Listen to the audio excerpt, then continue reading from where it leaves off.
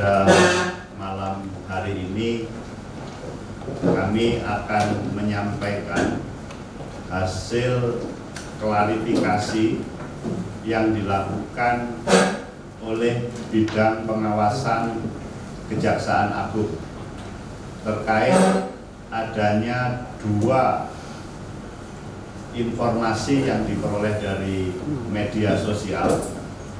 Yang pertama adalah adanya video yang di dalam media sosial tersebut, video itu diberi judul pertemuan Anita Kolopaking sedang melobi Nanang Supriyatna SH, Kepala Kejaksaan Negeri Jakarta Selatan.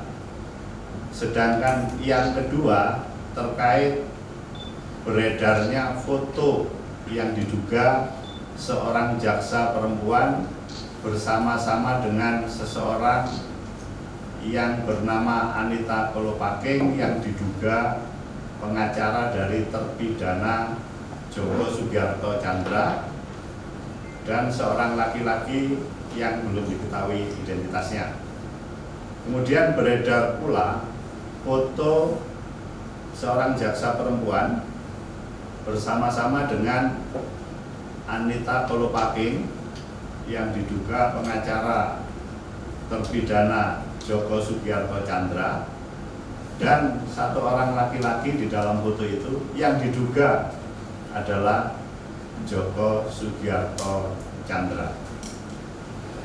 Baiklah, kami sampaikan hasil kesimpulan terhadap yang pertama. Perlu kami sampaikan kembali bahwa terhadap permasalahan yang pertama, pada mulanya dilakukan klarifikasi oleh bidang pengawasan Kejaksaan Tinggi DKI Jakarta pada tanggal 16 Juli 2020 yang ternyata dari hasil klarifikasi tersebut ada keterlibatan ataupun ada pihak yang ada di dalam video itu seorang jaksa yang bertugas di Kejaksaan Agung, sehingga pemeriksaannya diambil alih oleh Kejaksaan Agung pada tanggal 17 Juli 2020. Dari hasil klarifikasi yang dilakukan oleh bidang pengawasan, telah dilakukan permintaan keterangan terhadap 8 orang, yaitu Kajari Jakarta Selatan, Kasipitsus, Kasih Intel, kemudian petugas piket atau jaga pada hari itu, kemudian seorang jaksa bernama Fahriani Suyuti yang tadi saya sampaikan dia adalah jaksa di Kejaksaan Agung, kemudian Aspitsus DKI, Asintel DKI, kemudian ada seorang pensiunan ditambah Anita Kolopaking. Dari hasil pemeriksaan dikaitkan dengan video yang beredar, video itu benar berasal dari rekaman yang ada di ruang tamu Kepala Kejaksaan Negeri Jakarta Selatan. Namun demikian, apakah isi pembicaraan di dalam video tersebut sesuai dengan judul yang ada di dalam media sosial tersebut? Dari hasil klarifikasi terhadap orang-orang terkait yang tadi sudah saya sampaikan, ternyata tidak cukup bukti adanya lobi yang diduga dilakukan oleh Anita Kolopaking kepada Kepala Kejaksaan Negeri Jakarta Selatan.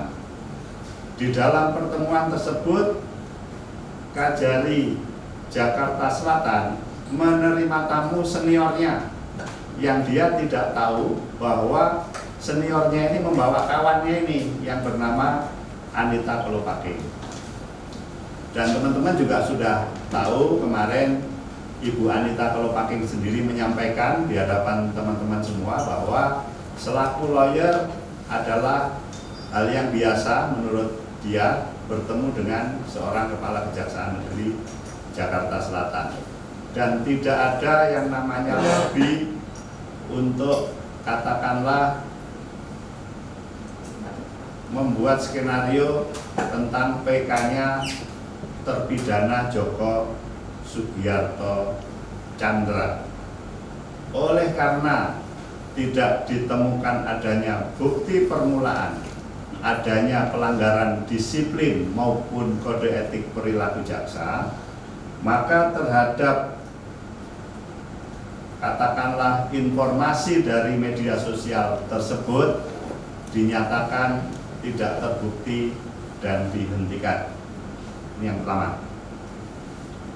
Yang kedua, adanya beredar di media sosial terkait dengan foto seorang jaksa perempuan sebagaimana yang saya sebutkan tadi, telah dilakukan klarifikasi terhadap pihak-pihak terkait, antara lain yang bersangkutan sendiri dan pihak yang ada di dalam foto tersebut, kecuali satu orang yang diduga sebagai terpidana Joko Sugiarto Tjandra. Dari hasil klarifikasi yang dilakukan oleh pengawasan Kejaksaan Agung, ternyata diperoleh bukti permulaan yang cukup adanya dugaan pelanggaran disiplin dan kode perilaku jaksa. Oleh karena itu, hasil klarifikasinya ditingkatkan menjadi inspeksi kasus untuk menentukan apakah terperiksa yang dalam hal ini seorang jaksa yang ada di dalam foto tersebut yang ternyata bernama Dr. Pinangki Sirna Malasari SHMH. Setelah dilakukan inspeksi kasus, diperoleh dari keterangan pihak-pihak, katakanlah saksi terhadap keberadaan foto tersebut, maka diperoleh bukti dari hasil pemeriksaan tersebut.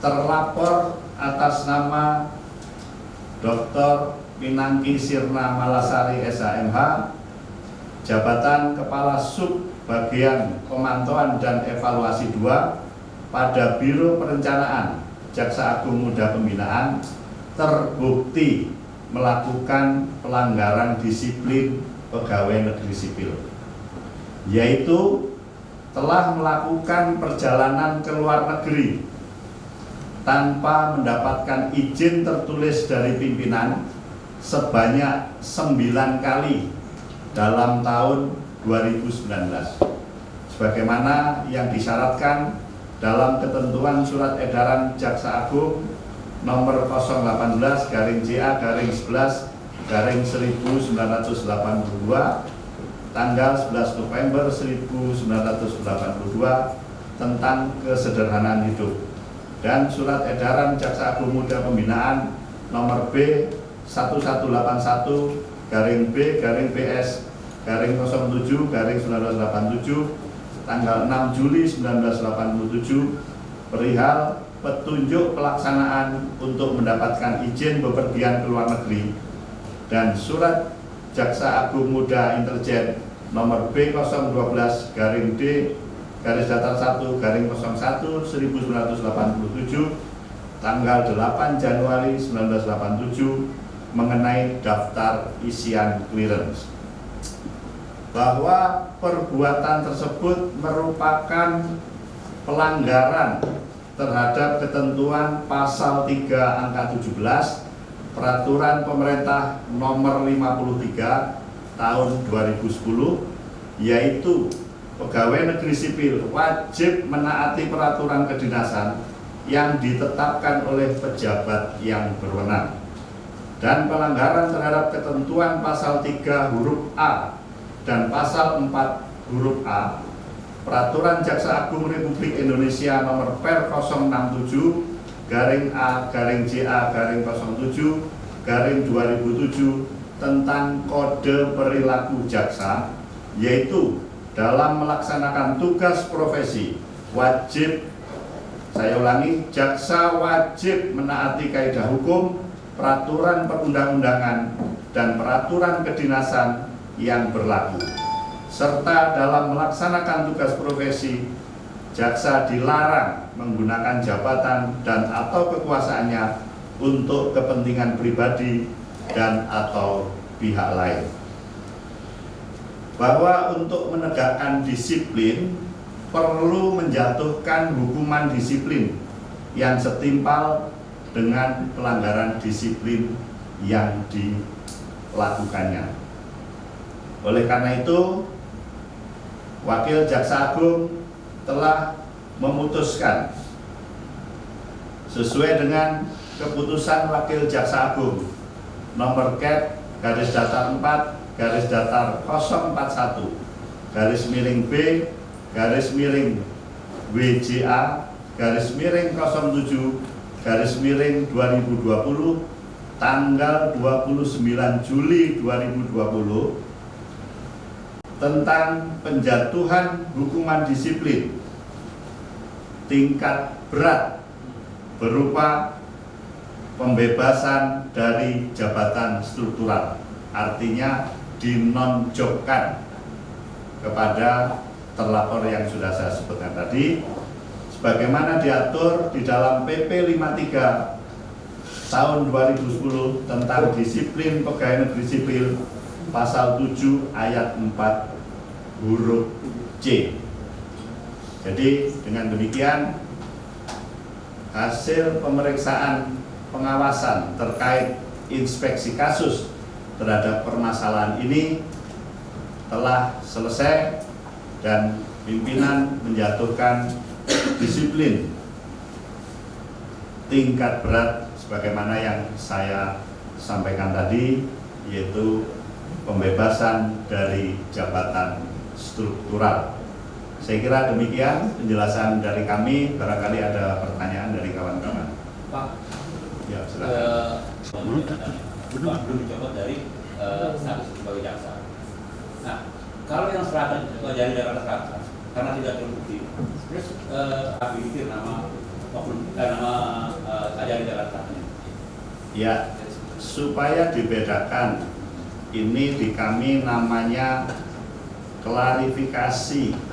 Klarifikasi itu masih mencari bukti permulaan, apakah cukup bukti atau tidak untuk ditingkatkan ke inspeksi kasus. Nah, karena belum cukup bukti, maka hasil klarifikasinya dihentikan. Jadi tidak ada belum ke inspeksi kasus. Itu ya Pak ya. Pak, tadi kan penjelasan terhadap Jaksa Pinangki ini kan diketahui 9 kali ke luar negeri selama 2019. Ya. Pertanyaannya itu bisa dijelaskan nggak Pak, kemana saja ke luar negerinya dan motifnya apa? Ya. Oh boleh, atas saran siapa? Ya. Digabung? Ya, boleh Pak. Ya, pertanyaannya yang 9 kali itu kemana saja? Ya.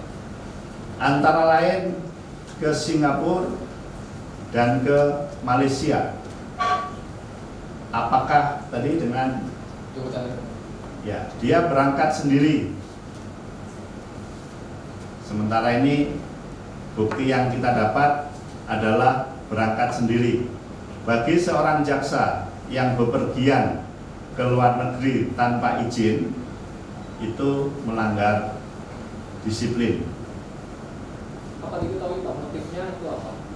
Ada ke luar negeri pada Malaysia belum Pak, atas saran siapa dia? Ya, ini adalah pemeriksaan bidang pengawasan terhadap pelanggaran disiplin pegawai kejaksaan dikaitkan dengan aturan kami yang sudah ada.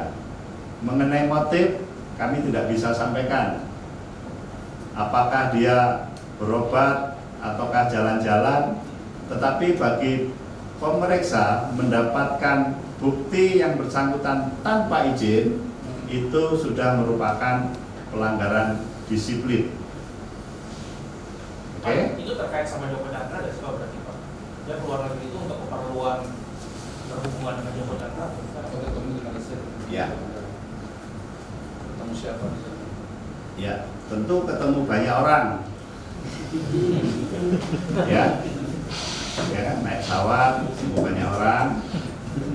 Yang antara lain sebagaimana yang ada di dalam foto diduga itu adalah terpidana, tetapi karena kami tidak bisa meminta keterangan yang bersangkutan, dari keterangan Anita Kolopaking diduga, ini kan masih satu ya keterangannya, diduga adalah terpidana itu, jadi masih dugaan.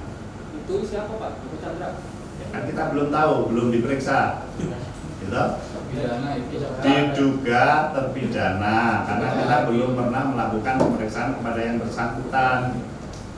Pak, dari inspeksi kasus terhadap Pinangki, kepergian dia itu dibiayai oleh siapa? Apakah dibiayai oleh Joko Chandra atau mafia atau ada semacam imbalan yang dia terima dengan? Sementara ini mengatakan biaya sendiri. Ada lagi?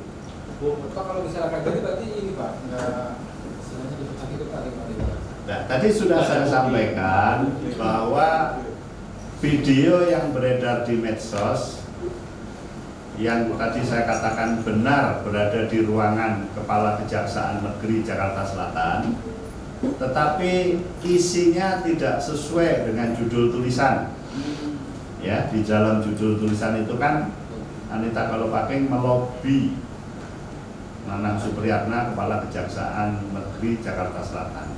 Ternyata hasil pemeriksaan dari orang-orang yang ada di ruangan itu ditambah dengan audio yang ada di dalam video itu tidak membuktikan adanya lobi yang barangkali dikaitkan dengan peninjauan kembali terpidana Joko Sugiarto Chandra. Pak, tapi beneran nggak sih Pak, seorang lawyer terpidana itu bertemu dengan kepala kejaksaan negeri langsung gitu Pak? Apakah ada hal-hal lain selain lobby-lobby Pak? Ya, tanda petik lawyer bertemu jaksa hal yang biasa. Ya, di pengadilan, di tempat makan, di tempat manten, di kantor menanyakan sesuatu itu wajar. Lawyer. Oleh karena tadi saya sampaikan bahwa Kepala Kejaksaan Negeri Jakarta Selatan ini menerima tamu seniornya datang bertamu ke Kejaksaan Negeri Jakarta Selatan, ternyata seniornya ini bawa orang, barulah dikenalkan ini Berarti Ibu Anita Kolopaking, ya. Nah, Salah. karena Pak Zainuddin tadi saya katakan dengan istrinya namanya Bu Fahriani Suyuti, ini yang kenal dengan Ibu Anita Kolopaking. Nah, ketika bertemu di situlah Pak Kajari baru dikenalkan. Berarti Anita Kolopaking ini bisa penumpang gelap Pak ya? Yaitu kesimpulan Pak Samsuri sendiri. Pak, yang Silakan. rekam videonya siapa jadi Pak? Ya, nah, kami tidak sampai ke sana, tapi kita menyampaikan bahwa ada rekaman video dengan judul seperti itu sudah kita klarifikasi clear, tidak ada lobby, dan Kajari Jakarta Selatan tetap mengatakan kami akan eksekusi terhadap terpidana Joko Sugiarto Chandra. Itu. Pak, tidak Pak, tadi kan pengadilan negeri Jakarta Selatan memutuskan membatalkan PK-nya. Menolak. PK-nya. Ya, ini dulu. Pak, yang Pak Binarti tadi itu cuma dikenakan sanksi itu aja Pak, atau nanti ada pengusutan gratifikasi juga Pak juga dia Pak? Atau pidana Ya. Atau dikurung Pak? Hari ini saya menyampaikan hasil pemeriksaan pengawasan. Untuk selanjutnya tentu bidangnya berbeda. Ya, saya tidak mau mendahului, tetapi malam hari ini kami ke teman-teman semua media yang sudah menunggu hasilnya seperti apa, hasil pengawasan yang dilakukan, hasil pemeriksaannya seperti apa, itulah yang kami sampaikan. Mungkin cukup ya, agar bisa. Pak, itu lebih sebutkan seniornya itu siapa yang bayar? Senior Pak Kejari. Tadi sudah saya sampaikan ya, namanya Jaksa Fahriani Suyuti. Ya pensiun Pak. Belum, suaminya yang sudah pensiun. Jadi saya gambarkan ya, yang Jakarta Selatan. Yang nggak biasa Pak. Pak Kajari Jakarta Selatan itu didatangi seniornya, namanya Pak Zainuddin, pensiunan. Beliau mantan juga Kasih Intel Jakarta Selatan. Punya istri namanya Fahriani Suyuti. Aku mau silaturahmi Bertugas di mana tuh? di Bidung Jaksa Fungsional di Bidung Kejaksaan Agung.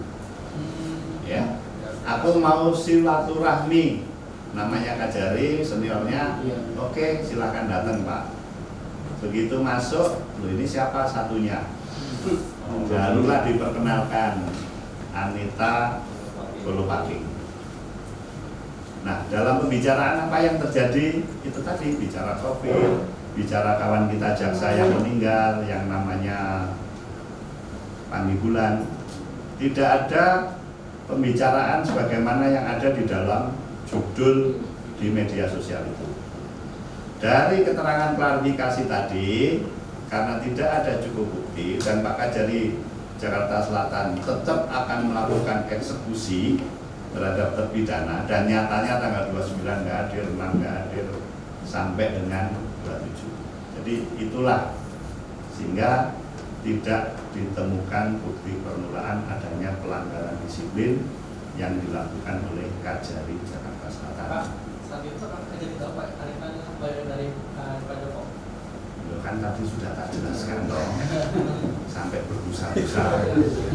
Pak, untuk mempertegas, Kajari Selatan ini kan komit untuk mengeksekusi Ya. Pak. Nah, jika waktu itu sidang digelar, apa benar mau dieksekusi? Oh iya, sidang digelar, yang bersangkutan datang eksekusi. Bahkan sebelum datang kalau ketahuan tangkap dia. Pak, artinya ketika mengajukan mereka memang biasa dari sekarang nggak tahu bahwa Pak Joko Chandra ke PSA itu nggak tahu dari jaksa.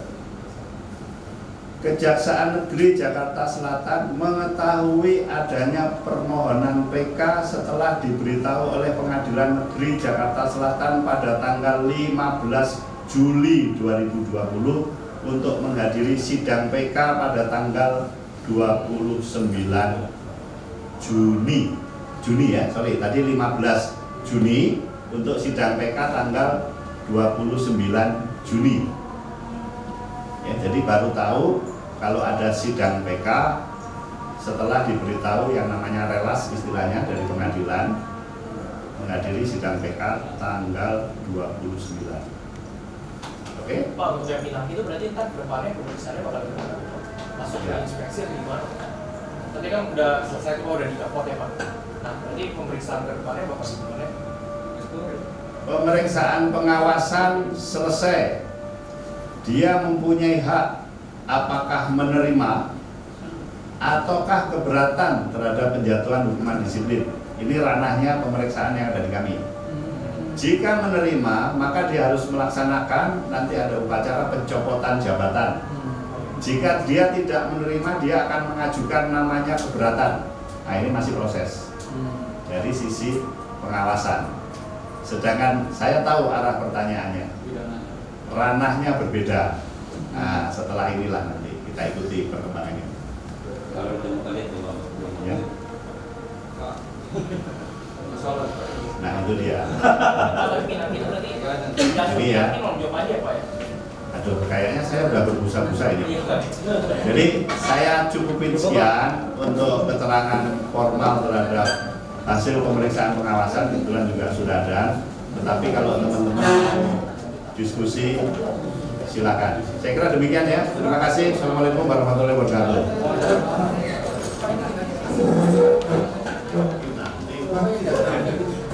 Jadi